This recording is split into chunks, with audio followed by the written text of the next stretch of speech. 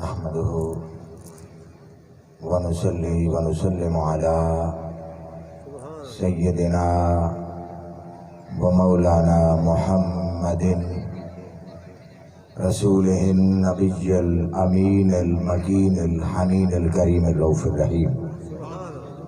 أما بعد، فأعوذ بالله من الشيطان الرجيم. بسم الله الرحمن الرحيم. وما أرسلناك إلا رحمة للعالمين. صدق الله مولانا العظيم.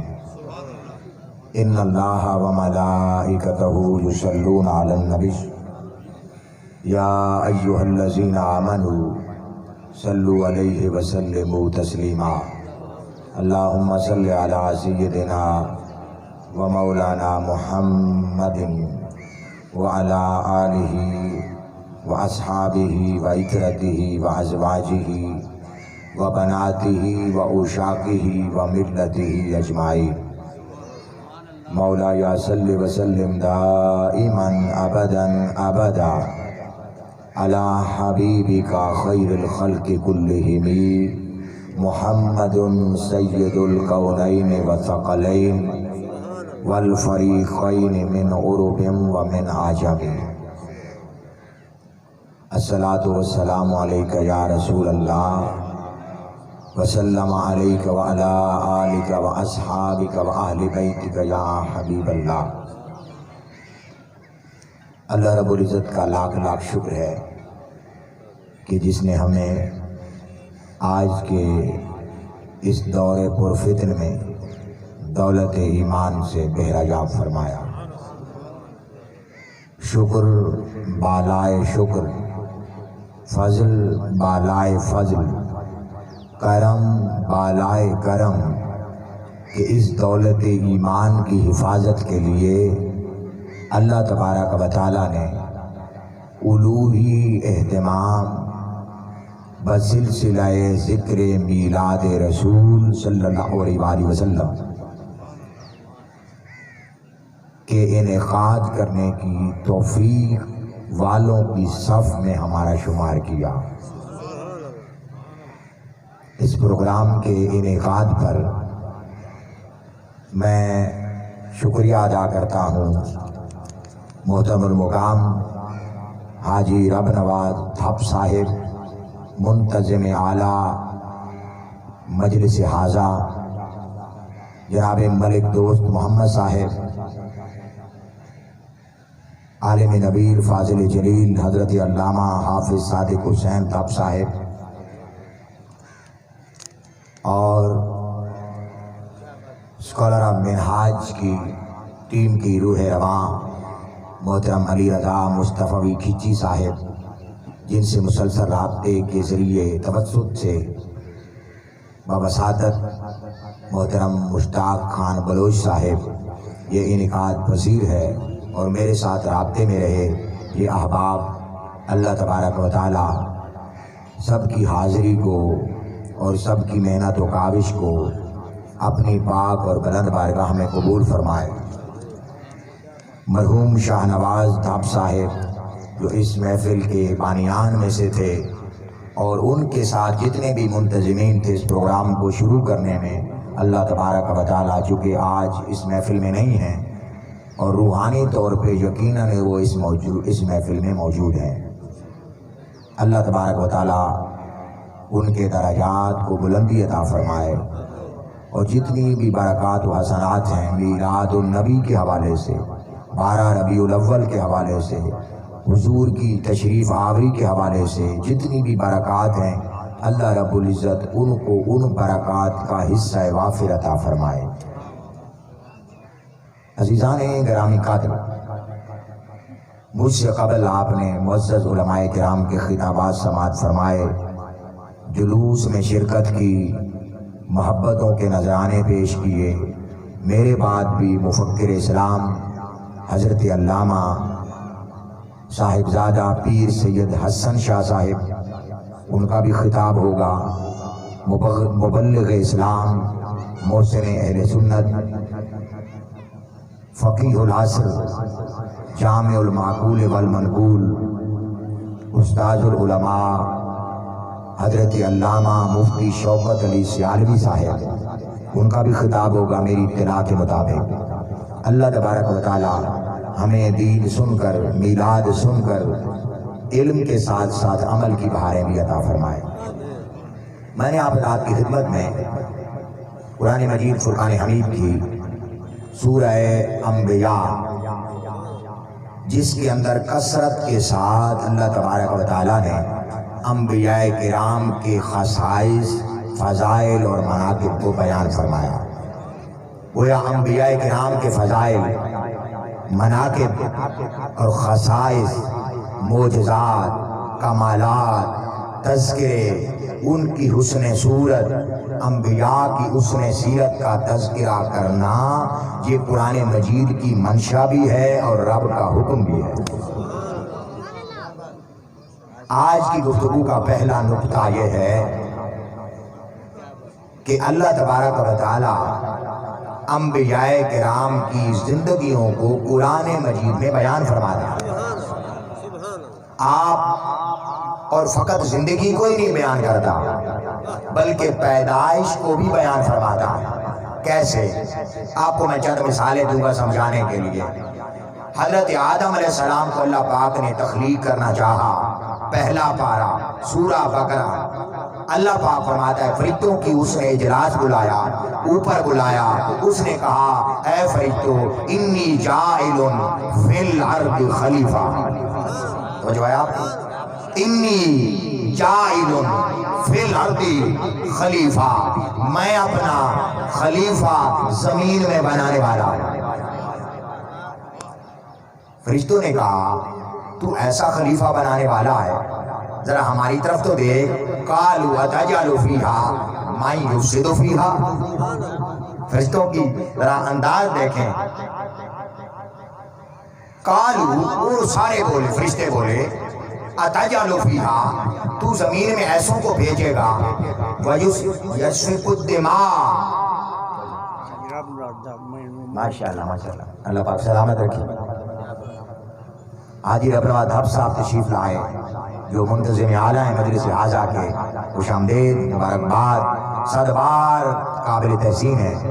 عزیزان محترم، میں کر رہا تھا قالوا اتجعل فیہا، وہ فرشتے بولے کہ تو اس کو نائب بنانے والا ہے جو دنگا فساد کرے گا، لڑائی جھگڑا کرے گا، قتل و غارت گری کرے گا۔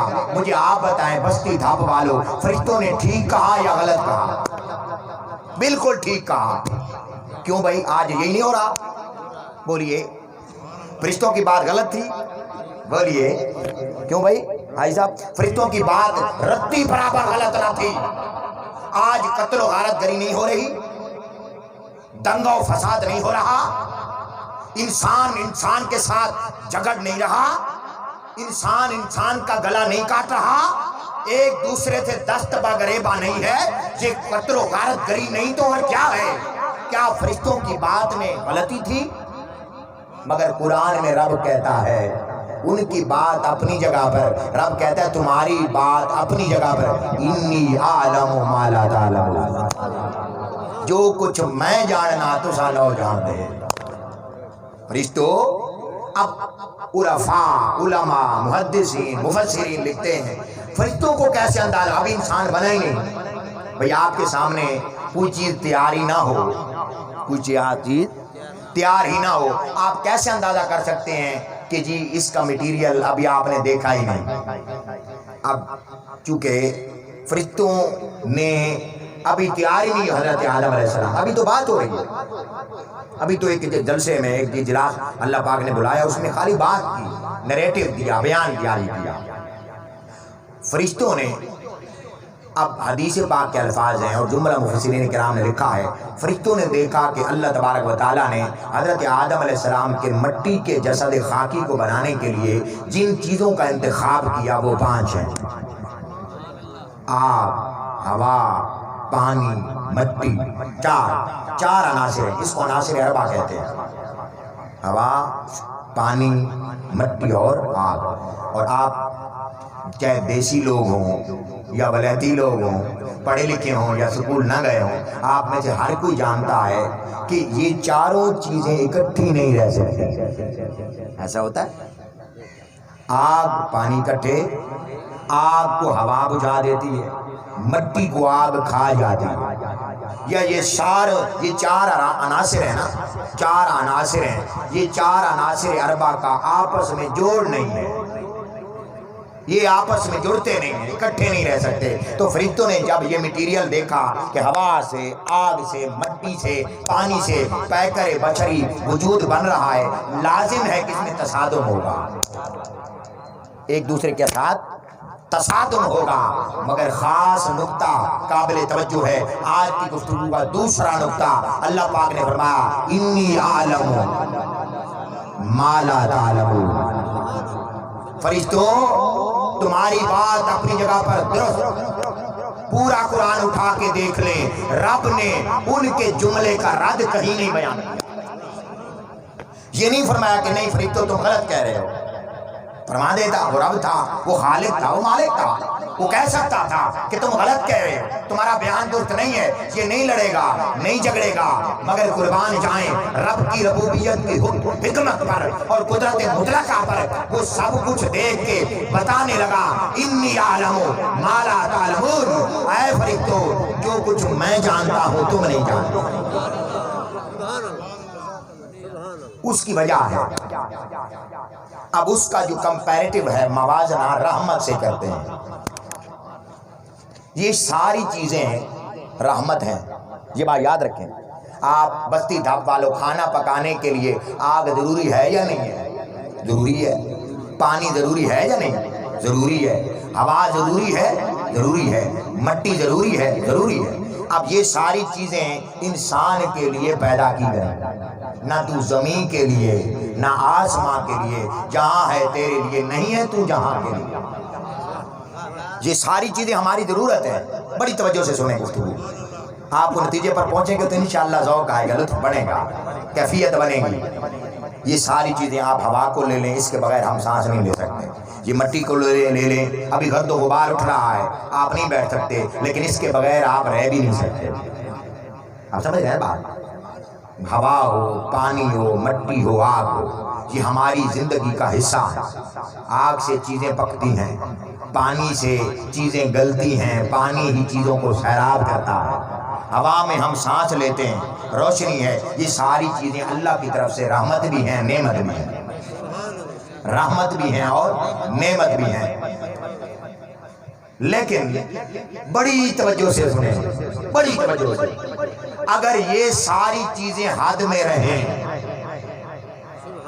ساری چیزیں حد میں رہیں تو رحمت، حد کے اندر رہیں تو رحمت، اور حد سے بڑھ جائیں تو زحمت۔ آگے اگر یہ اس کا بھڑکا اٹھے، مارکیٹیں جل جائیں، تنابیں جل جائیں، درخت جل جائیں، انسان جل جائیں، چونکہ حد میں تھی تو رحمت، حد سے بڑھی تو قہر ہو گئی۔ یہی دوزخ ہے، اس میں بھی تو آگ ہے نا، آپ سمجھ رہے بات؟ تپش ہے۔ ایک لحاظ سے ہم دھوپ کو سینک سکتے ہیں، جب گرمی سیالہ ہوگا، سیالہ انالا تو جانتے ہیں نا آپ، جب سردیاں ہوں گی اسی دھوپ کے نیچے ہم سائے نہیں ڈھونڈیں گے، اور یہی گرمیاں آ جائیں گی تو ہم یہ تمبو کناتے لگائیں گے۔ تو تپش ایک لحاظ سے ہم محسوس کر سکتے ہیں، اور جب یہ حد سے بڑھ گئے تو ہماری طبیعت اس کو اجاڑ لیتی۔ پانی ہے، یہ نہ ملے تب بھی ہم مرتے ہیں، مل جائے جب سیلاب بن جائے تو آپ نے ڈیرہ غازی خان کا حال دیکھ لیا، سندھ کا حال دیکھ لیا، تھا تو پانی، کیا تھا؟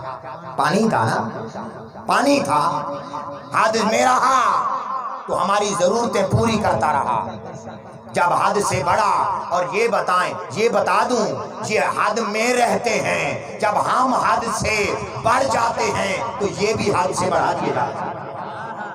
حد میں رہیں، حد میں رہیں تو یہ بھی حد میں رہتے ہیں، اور اگر ہم حد سے بڑھ گئے، حد سے بڑھ گئے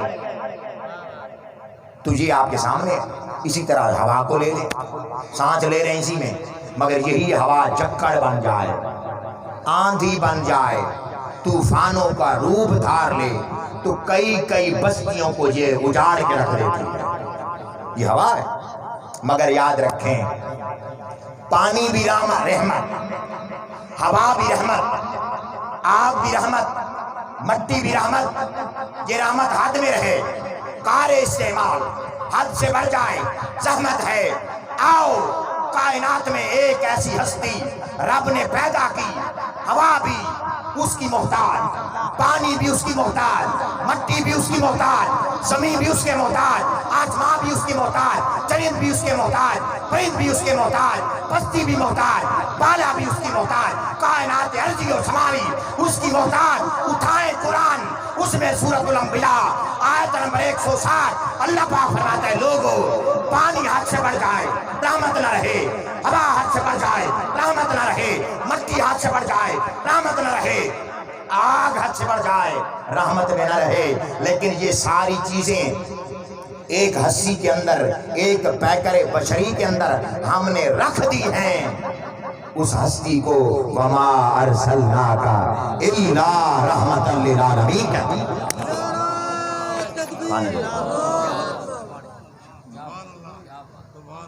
وما ارسلناک الا رحمتا للعالمین، ہم نے آپ کو نہیں بھیجا، اللہ پاک نے نفی فرمایا، ہم نے آپ کو نہیں بھیجا۔ کوئی آپ کو یہاں سے کسی اور بستی میں بھیجے بھی صحیح اور کہ ایسا جی تھا کو نہیں متا، آپ کو بھیجے بھی صحیح، کوئی آپ کو یہاں سے بھیجے بھی کہیں روانہ بھی کرے اور ساتھ یہ بھی کہہ دے کہ میں تھا کو نہیں مجھا، تو بات تو قابل توجہ ہوگی نا۔ اور یہ کلام میرا آپ کا یہاں کے کسی وسیب کا نہیں ہے، یہ کلام رب کا ہے۔ اللہ پاک فرماتا ہے وما ارسلناک، ہم نے آپ کو نہیں بھیجا، یہ ہے نفی۔ آگے آ رہا ہے اثبات، جیسے سلطان العارفین برہان الواصلین حضرت سخی سلطان باہو رحمت اللہ علیہ نے فرمایا تھا نفی اثبات دا پانی ملیا۔ یہ نفی اور اثبات سمجھانے لگا ہوں۔ نفی اثبات دا پانی ملیا، ہر رگے ہر جائی ہو، سارا عالم ہو کا ہے، جھگڑا میں اور تو کا ہے۔ نفی اثبات دا، اب یہ نفی اثبات سمجھیں۔ میں نے یہ ربائی کے ایک مصرے کا سہارا اس لیے لیا ہے کہ آپ کو نفی اثبات سمجھا دیں کہ یہ نفی اثبات ہوتا کیا ہے۔ اللہ پاک نے فرمایا میں نے آپ کو نہیں بھیجا میرے حبیب، وما ارسلناک، یہ جو کا ہے نا یہ آقا کی طرف اشارہ ہے۔ کا محبوب سونے اساں تھوا کو نہیں گھلیا، نہیں بھیجیا، الا مگر رحمتا للعالمین، تمام عالمین کے لیے رحمت، ایسی رحمت جو حد سے نہ بڑھے۔ آپ کو پتا ہے کہ حضرت موسیٰ علیہ السلام نے اللہ پاک سے درخواست کی، 40-30 راتوں کا وعدہ تھا، 10 راتیں ذوق مناجات میں اور بڑھ گئیں اور شوق دیدار تک جا پہنچے، ذوق مناجات سے ذوق دیدار تک جا پہنچے اور عرض کرتے ہیں رب ارنی انظر الیک، مولا مجھے اپنا آپ دکھا میں تاکہ تجھے تک سکوں۔ اللہ پاک نے پورا قرآن اٹھا کے دیکھیں، اللہ پاک نے پورے قرآن میں کہیں نہیں فرمایا موسیٰ تو مجھے نہیں دیکھ سکتا، پورے قرآن میں اللہ پاک نے یہ نہیں فرمایا کہ میں نہیں دکھا سکتا، جگہ جگہ آیا ہے اللہ پاک نے فرمایا موسیٰ میں تا دکھا سکتا تو نہیں دیکھ سکتا۔ اب جو تجلی انوار و تجلیات کا رب تھا اس نے تجلی پھینکی، طور جل گیا۔ حضرت موسیٰ علیہ السلام نے اس تجلی کو اتنا محسوس کیا کہ اب وہ گھر آئے تو چہرے پہ کمبل اوڑھ کے رکھتے تھے، کوئی دیکھتا تو اس کی آنکھیں جل جاتی۔ آپ اندازہ لگائیں کوئی دیکھ تجلی اتنی کہ کوئی تکتا تاب نظارہ نہ لا سکتا۔ حضرت موسیٰ علیہ السلام جو بھی اپنے چہرے پہ چیز رکھتے وہ بھی جل جاتی، جو بھی چہرے پہ چیز رکھتے وہ بھی جل جاتی۔ لیکن حضرت موسیٰ علیہ السلام نے اللہ پاک کی بارگاہ میں عرض کی اب میں مخلوق کے پاس بھی جانا ہے، تیرا پیغام بھی لے کے جانا ہے، لوگ مجھے تک نہیں سکیں گے، تیرا پیغام کیسے سنیں گے؟ اللہ پاک نے فرمایا ایک سبیل نکال دے، یہ جو کمبل اس وقت تیرے ساتھ تھا طور پر وہ نہیں جلا، وہ طور پہ 70 آدمی جل گئے، بڑی توجہ طلب بات، 70 بڑے بڑے وہ چناریے تھے، علاقے کے سربراہ تھے، لیڈر تھے، وہ چھوٹے موٹے آدمی نہیں تھے، بڑے بڑے اتھارٹی رکھنے والے سردار تھے۔ 70 کو حضرت موسیٰ علیہ السلام لے کے گئے، وہ سارے کے سارے مر گئے۔ کیوں مر گئے؟ ان پر کسی کا ہاتھ نہیں تھا، نہیں سمجھے بات، کسی کامل کا ہاتھ نہیں تھا، کسی کے دس سے اقدس کو مانتے نہ تھے تو جل گئے۔ ارے قربان جائیں، موسیٰ علیہ السلام کا وہ کمبل جو اس وقت انہوں نے اوڑھا ہوا تھا وہ جلنے سے بچ گیا۔ تو کسی اللہ والے سے جڑ جائیں، جلنے سے بچ جاؤ گے، کسی اللہ والے سے جڑ جائیں۔ عزیزان محترم، تو اب موسیٰ علیہ السلام وہ کمبل اوڑھ کے رکھتے تب جا کے لوگ ان سے ملاقات کرتے، مگر قربان جائیں ادھر ہے طور، ادھر ہے مقام او ادنا۔ طور پر رب نے تجلی فرمائی، موسیٰ علیہ السلام بے ہوش ہو گئے، 70 سردار مر گئے اور کوئی تاب نظارہ نہ لا سکے۔ لیکن آقا دو جہاں علیہ السلام پہلے رف رف، پھر بکہ نور، پھر مقام سدرہ، پھر او ادنا، پھر ثم دنا فتدلی فکان قاب قوسین، او ادنا کی اتنی بلندیوں پر گئے کہ یا جانے والے مصطفیٰ جانے یا لے جانے والا خدا جانے۔ نعرہ تکبیر، نعرہ رسالت، نعرہ خلافت، نعرہ حیدری، علماء سنت۔ آقا تشریف لائے، واپس آئے، کسی کو کچھ نہیں ہوا، کسی کو کچھ نہیں ہوا، کیونکہ اپنے رب نے اپنے محبوب کو رحمت بنا کے بھیجا، رحمت بنا کے بھیجا۔ حضور علیہ السلام نے پہلا جلسہ بلایا، اب یہ میلاد سنانے لگا، حضور نے پہلا اعلان کیا، سارے لوگوں کو بلایا، اپنوں کو بھی، پرایوں کو بھی، ماننے والوں کو بھی، نہ ماننے والوں کو، سب کو بلایا۔ جبل ابو قبیس پر فرمایا، یہ صحیح بخاری کتاب التفسیر کی روایت پڑھ رہا ہوں جو آپ نے 6ٹھی، 7ویں، 5ویں کی کلاسوں میں ایک واقعہ پڑھ رکھا ہے، اس کا حوالہ عرض کر رہا ہوں۔ آقا دو عالم علیہ السلام نے اپنے لوگوں کو بلایا اور بلا کے پوچھا، لوگو تمہاری میرے بارے میں رائے کیا ہے؟ تمہاری رائے کیا ہے؟